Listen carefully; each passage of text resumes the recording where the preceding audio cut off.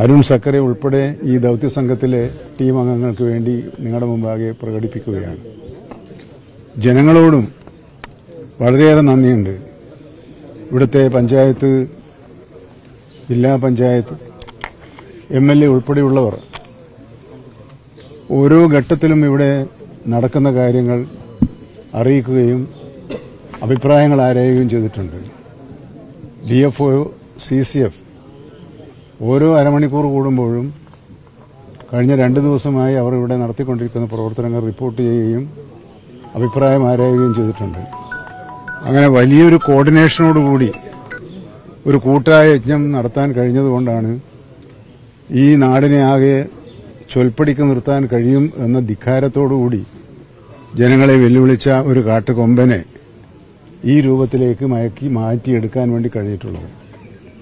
അതിന്റെ സമയബന്ധിതമായുള്ള റിപ്പോർട്ടുകളൊക്കെ നിങ്ങൾ അതാത് സമയത്ത് ജനങ്ങളെ അറിയിച്ചതുകൊണ്ട് നിങ്ങളെയും ഞാൻ അഭിനന്ദിക്കുകയാണ്. കാരണം രാവിലെ ഏതാണ്ട് 6 മണി മുതൽ തന്നെ ജനങ്ങൾക്ക് ആശ്വാസം പകരുന്ന വാർത്തകൾ എത്തിക്കാൻ നിങ്ങൾ ശ്രമിച്ചിട്ടുണ്ട്.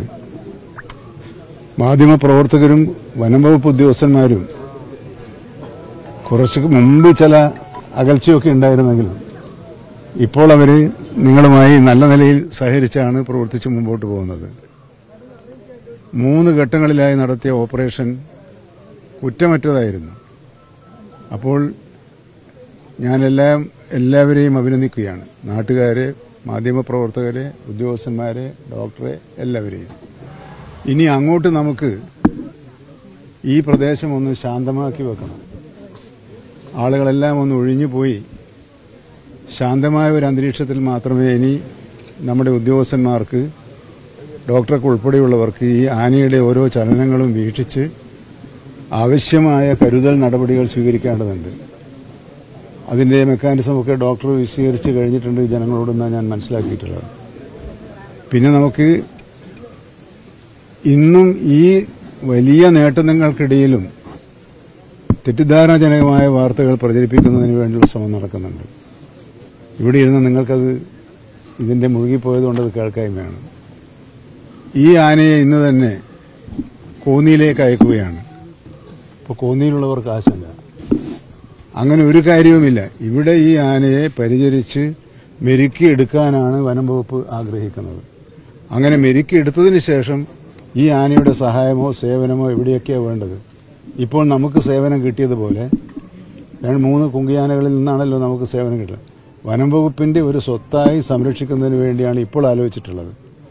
പക്ഷെ അതിൽ നമുക്ക് കൃത്യമായി ഉറച്ചു നിൽക്കണമെങ്കിൽ ആനയുടെ വരും ദിവസങ്ങളിലുള്ള സ്വഭാവവും പ്രവർത്തനവും എല്ലാം നിരീക്ഷിക്കേണ്ടി വരും. അപ്പോൾ ഇത് ശാസ്ത്രീയമായി നിരീക്ഷിച്ച് പറയേണ്ട കാര്യങ്ങളെ അഭ്യൂഹങ്ങളുടെ അടിസ്ഥാനത്തിൽ ദയവായി ആരും പ്രചരിപ്പിക്കരുത് എന്ന് ഞാൻ അപേക്ഷിക്കുകയാണ്. കാരണം ജനങ്ങളിൽ വെറുതെ ആശങ്കയുണ്ടാക്കുകയാണ്. ഇനിയുള്ളത് ഇവിടെ ജനങ്ങൾക്ക് വീണ്ടും ഒരു ആശങ്കയുണ്ട്. ഈ കൊമ്പനാനയുടെ കൂടെ ചില കൂട്ടുകാരുണ്ടായിരുന്നല്ലോ. ആ കൂട്ടുകാരെ എന്താണ് ചെയ്യുക? കൂട്ടുകാരെയും നിരീക്ഷിച്ചുകൊണ്ടിരിക്കും. ജനങ്ങളുടെ ജീവനും സ്വത്തിനും സംരക്ഷണം നൽകുന്ന കാര്യത്തിൽ ഈ ഗവൺമെന്റിനുള്ള പ്രതിബദ്ധതയുടെ ഉദാഹരണങ്ങളിൽ ഒന്നാണ് ഇന്നത്തെ ഈ ഓപ്പറേഷൻ.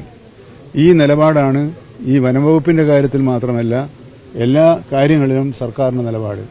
ആ നിലപാടിനോട് ചേർന്ന് നിന്ന് ഒരു പ്രശ്നത്തിന് ശാശ്വത പരിഹാരം ഉണ്ടാക്കാൻ കഴിഞ്ഞതിലുള്ള ചാരിതാർത്ഥ്യം രേഖപ്പെടുത്തുന്നതോടൊപ്പം അതിനുമായി സഹകരിച്ച മുഴുവൻ ആളുകളെയും ഒരിക്കൽ കൂടി ഞാൻ അഭിവാദ്യം ചെയ്യുന്നു.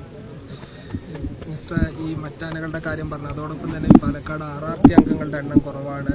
വലിയ തോതിൽ എല്ലാ മേഖലയിലും, അട്ടപ്പാടി ആണെങ്കിലും മുതലമട തുടങ്ങിയ എല്ലാ സ്ഥലത്തും വന്യജീവികളുടെ പ്രശ്നമുണ്ട്. ഈ RRT ടീമിനെ വർദ്ധിപ്പിക്കുമോ? അതോടൊപ്പം തന്നെ ഈ വയനാട് ടീമിനെ പോലെ ഒരു ടീം പാലക്കാട് കൂടി വേണമെന്നൊരു അഭിപ്രായം ഉയർന്നു വരുന്നുണ്ട്. അല്ല, ഇത് ഇവിടുത്തെ മാത്രം പ്രശ്നമല്ല. കേരളത്തിലെ വനമേഖലയുമായി ബന്ധപ്പെട്ട വന്യജീവി അക്രമവുമായി ബന്ധപ്പെട്ട പ്രശ്നങ്ങളിൽ ഇത്രയേറെ പ്രതിബദ്ധതയോടെ പ്രവർത്തിക്കാൻ അവരെ പ്രേരിപ്പിച്ചത് മറ്റൊന്നും നോക്കിയല്ല, പ്രതിബദ്ധതയോടെ പ്രവർത്തിച്ചാണ്. പക്ഷെ അത് പോരാ. അവർ ആത്മാർത്ഥമായ പ്രകടനം കാഴ്ചവെക്കുമ്പോൾ അവരെ സംരക്ഷിക്കുകയും അവർക്കാവശ്യമായ സഹായങ്ങൾ, നിയമപരമായ സഹായങ്ങൾ ചെയ്തു കൊടുക്കുകയും ചെയ്യേണ്ട ബാധ്യത ഭരണകൂടത്തിനുണ്ട്. അപ്പോൾ നമുക്ക് തീർച്ചയായും RRTയുടെ എണ്ണം വർദ്ധിപ്പിക്കണം. കുറേ പരിശീലനം കിട്ടിയവരെ കൊണ്ടു ചേർക്കണം.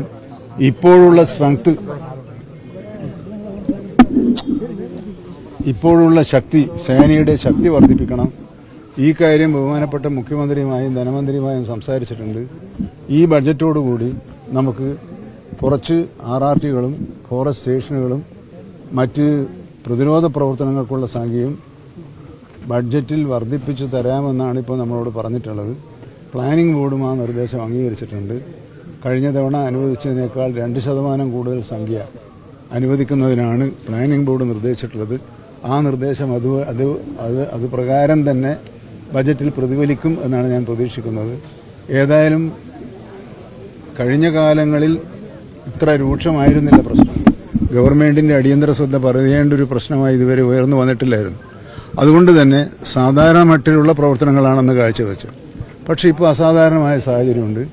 ആ കാര്യത്തിൽ മുഖ്യമന്ത്രി വളരെ ബോധവാനാണ്. മുഖ്യമന്ത്രി തന്നെയാണ് ധനമന്ത്രിയായി ഞാനും കൂടി ഇരുന്ന് ആ കാര്യത്തിൽ എന്തെങ്കിലും അടിയന്തരമായി ചെയ്യണമെന്ന് പറഞ്ഞത്.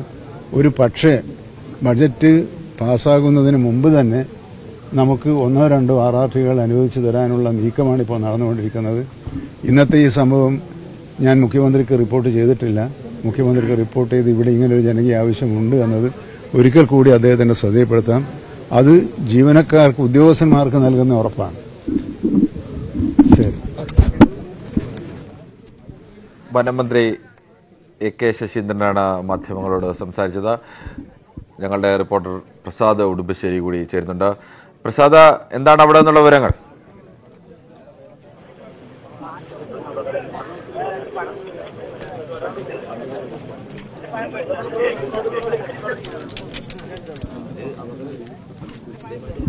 കണക്റ്റാണ്